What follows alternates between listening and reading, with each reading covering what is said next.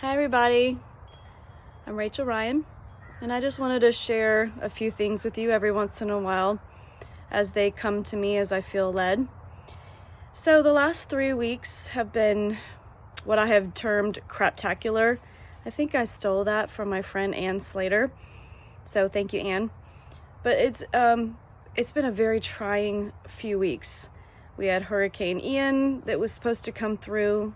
Thank goodness he didn't do what they thought he was going to do. But there's a lot of prep on a farm with our animals that goes into that. And my husband was out of town. Our grandmother passed away. Our dog had a large tumor that just started growing and growing and growing really fast. And even on medicine, it had to be put to sleep after it burst. And I can't even begin to tell you all of the other things. I did write them down because they've been weighing on me a lot. So some of them are pretty severe and sad, like my grandma and my dog, worrying about my husband's blood pressure.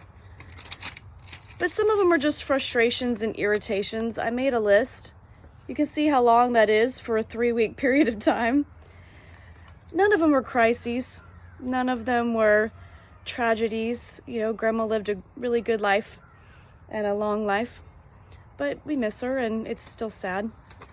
But I decided to write them down on this paper because they were weighing on me and I didn't want to hold on to them anymore.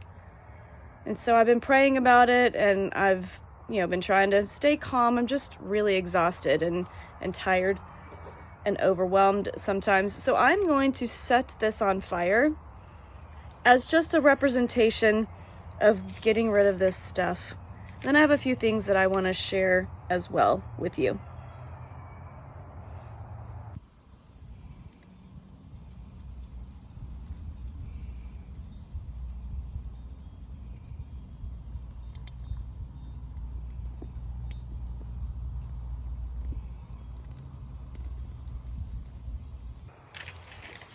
All right, I'm going to read something to you from the book that I wrote, Secret Treasures from Psalms, that I think relates to all of this.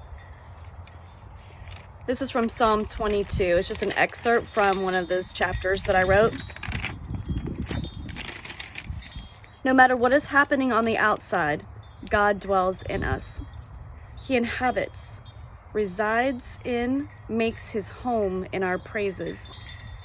That's verse 3 of Psalm 22. Our spirit is the innermost part of our being and is like the Holy of Holies in the tabernacle where God dwelt with the Israelites. This is where we offer our genuine sacrifice of praise to God. It is in those moments of deepest sorrow, pain, and grief. And for me this week and the last couple of weeks, frustration and exhaustion and feeling overwhelmed by all of the little things that keep happening.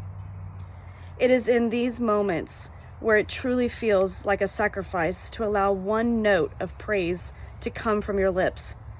It may be just a whisper or even a whimper as tears stream down your cheeks, but God sees it.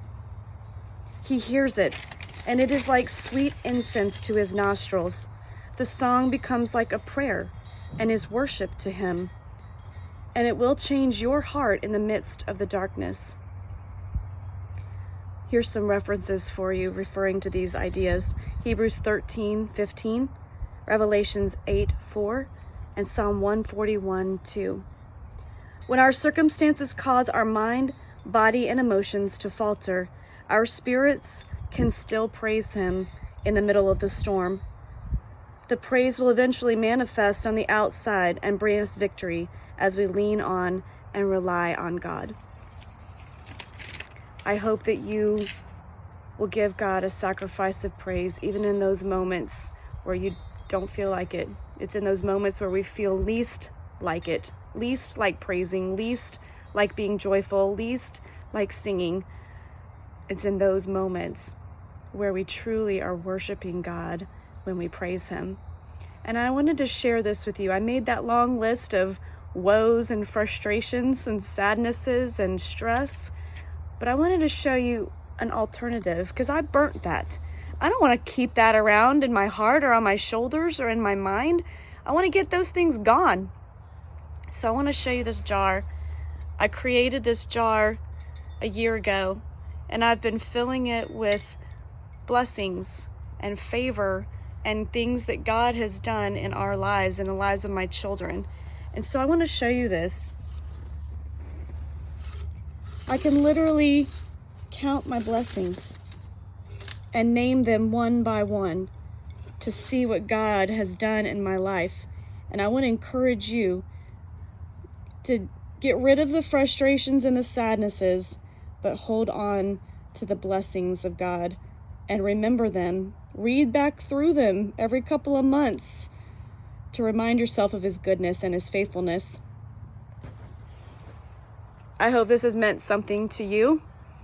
I'd love for you to get my book, The Secret Treasures from Psalms. It's on Amazon, but that's not the purpose of the video. The purpose is to bless you with some insight and just a little life lesson, a little devotion for the day from my front porch to your heart. Bye.